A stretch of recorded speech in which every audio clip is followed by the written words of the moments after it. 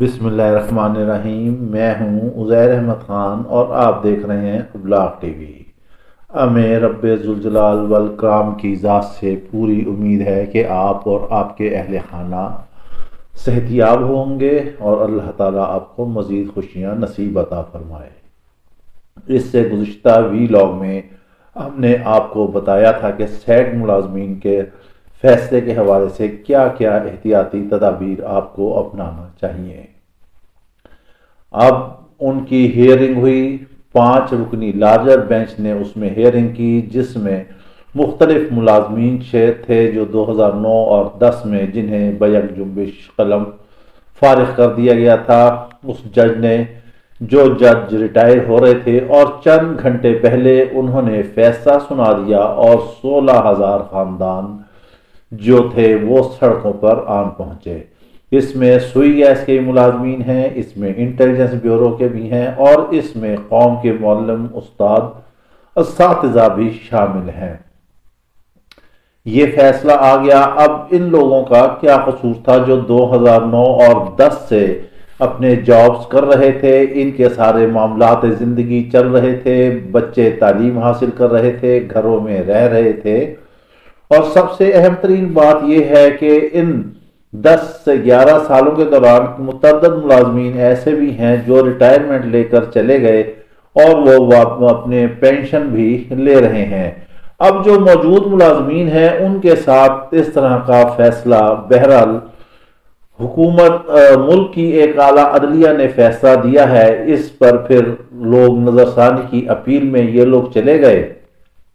آج یہ لوگ پارلیمنٹ ہاؤس کے سامنے سڑکوں پر در بدر پھر رہے ہیں، مظاہرے کر رہے ہیں، احتجاج کر رہے ہیں، مطالبات کر رہے ہیں، وکلا کر رہے ہیں اور عدالت سے اپیل کر رہے ہیں کہ ان کو بحال کیا جائے، ان کا کیا قصور ہے۔ مگر بہرحال جو آج سماعت ہوئی ہے، اس سماعت کے دوران لارجر بینچ نے کہا ہے کہ اگر سپریم کورٹ کسی شخص کو فارغ کر دیتی ہے تو پارلیمنٹ مخصوص گروہ کو فائدہ دینے کے لیے ایسے قانون سازی نہیں کر سکتا۔ اس بحث کے دوران وسیم سجاد تھے، اعتزاز احسن تھے، افتخار گیلانی تھے، سب نے مختلف دلائل دیے اور انوکلا کے جو مکس ایک دلائل تھے اس میں ایک دلیل یہ بھی آئی کہ پارلیمنٹ کے قانون کو جو ہے وہ سپریم کورٹ ایسے نہیں اس کی وہ وائلیشن کر سکتی۔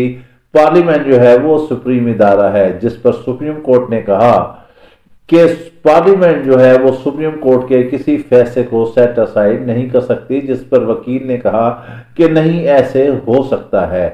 سپریم کورٹ نے کہا کہ پھر پارلیمنٹ ایسا قانون لائے، اس میں قانون سازی کرے، بہتری کرے، تاکہ اس کا فیصلہ جو ہے وہ بہتر انداز میں اور بھی مؤثر ہو جاتا ہے اگر اس طرح سے قانون سازی نہ کی جائے۔ اپیل ہوئی، اس میں سماعت ہوئی، تمام وکلا نے اپنے اپنے دلائل دیے۔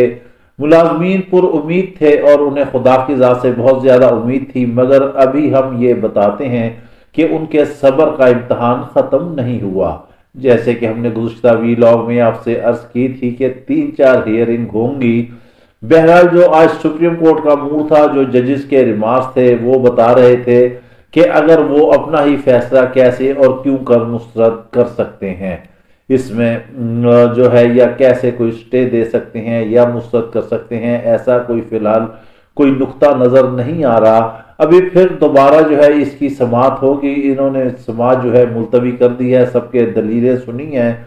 ابھی آپ کو مزید صبر سے کام لینا ہوگا، آپ کو ٹھہرنا ہوگا، آپ کو دیکھنا ہوگا، وکلا کو مزید سٹڈی کرنی ہوگی اور عدالت کو اس بات سے دلیل دے کر انہیں قائل کرنا ہوگا کہ آخر کس طرح یہ ملازمین جو ہے وہ بحال ہو سکتے ہیں۔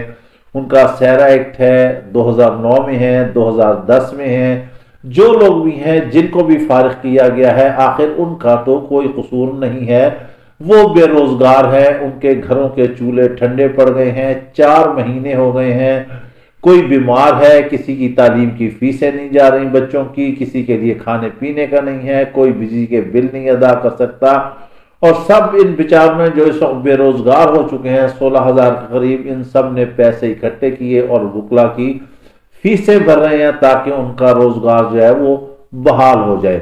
جسٹس مشیر عالم کے ایک فیصلے نے جو ہے سب کو 16,000 خاندانوں کے چولہوں کو بجھا دیا۔ اب وہ جانے سے پہلے یہ فیصلہ تو دے گئے، مگر اس فیصلے کو 20 مہینے تک محفوظ رکھا گیا۔ اب یہاں یہ سوال اٹھتا ہے کہ جو ملازمین موجود تھے انہیں بھی اپنی قسمت کا نہیں پتا تھا کہ 20 مہینے کے بعد، تصحیح کر لیں، 20 مہینے کے بعد یہ فیصلہ آئے گا تو وہ بھی اس فیصلے میں شامل ہوں گے۔ اول تو اتنا طویل محفوظ رکھا نہیں جاتا ہے فیصلہ، اور جب محفوظ رکھا اور پھر جانے سے پہلے کیا سرکمسٹانسز تھے، کیا معاملات تھے، کیا چیزیں تھیں، وہ سپریم کورٹ بہتر جانتی ہے، وہ فیصلہ دے کر گئے۔ بہرحال یہ نقطہ بھی اٹھایا گیا کہ 20 مہینے کے بعد اس طرح سے فیصلہ جو محفوظ کیا گیا تھا وہ صحیح طرح نہیں دیا گیا، اور یہ ملازمین کی حق تلفی ہے، ان کے ساتھ ظلم ہے، انہیں عدالت سے ہماری استدعا ہے، اپیل ہے کہ ان کو بحال کیا جائے۔ اب اس دوران جو ہے یہ بات بھی عدالت کے ریمارک سے سامنے آئی کہ ان لوگوں کے بحال ہونے سے جو لوگ ملازمتوں پر نہیں آ سکے ان کی بھی حق تلفی ہوگی۔ اگر ہم ان کو بحال کرتے ہیں تو پھر بہت سارے اور بھی معاملات چل نکلتے ہیں۔ مگر ہمارا سوال یہ ہے کہ یہاں ان کا کیا قصور ہے؟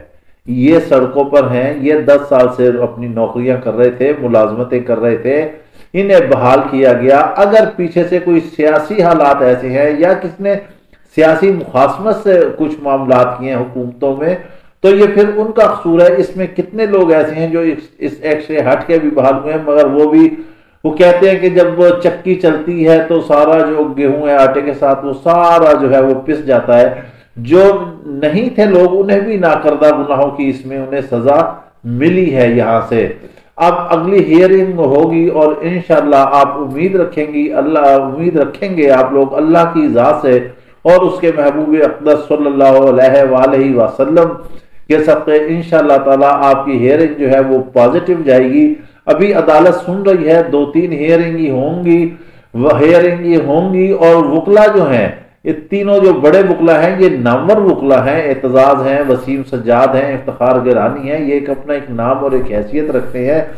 بس صرف ضرورت اس بات کی ہے کہ عدالت کو یہ قائل کر لیں۔ اگر یہ قائل کر لیتے ہیں تو انشاءاللہ فیصلہ آپ کے حق میں ہی آئے گا اور یہ سارے لوگ دوبارہ سے اپنی ڈیوٹیوں پر انشاءاللہ ریزیوم ہوں گے۔ اس کے ساتھ ہی آپ ہمیں اجازت دیجیے، اور اگر ابھی تک آپ نے ابلاغ ٹی وی سبسکرائب نہیں کیا تو پلیز اسے سبسکرائب کیجیے تاکہ آپ کو تازہ ترین تجزیے ملتے رہیں۔ اللہ حافظ۔